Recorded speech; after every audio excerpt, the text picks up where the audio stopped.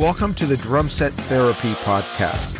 My name is Stefano Ashbridge, and this is a show about the challenges that come with playing the drums and what you can do about them so you enjoy your drumming journey. Visit drumlessonsinla.com for online and in-person drum coaching.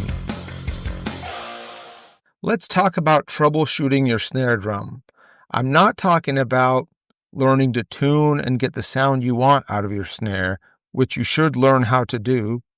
I'm thinking more of when you get to a rehearsal spot or a recording session and you have to use a snare that's not yours. If it's not sounding right, sometimes you don't have the time to do anything about it.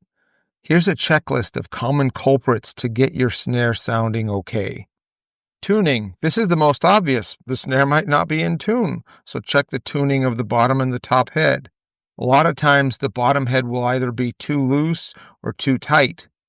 The top head might have dents in it. If there's no time to change the head or do anything with it, I will muffle it with tape or muffling gel. A blow dryer or a cigarette lighter can get the dents out as the heat will shrink the head. Next, check the snare wires if they're damaged or loose or not secured to the butt plate, or if the snares are missing. Also check for missing tension rods and keep spare ones with you if they're needed.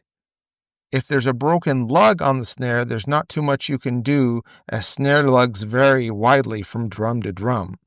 If I'm at a studio, I can ask the person in charge to get me another drum if I can't get it to sound good.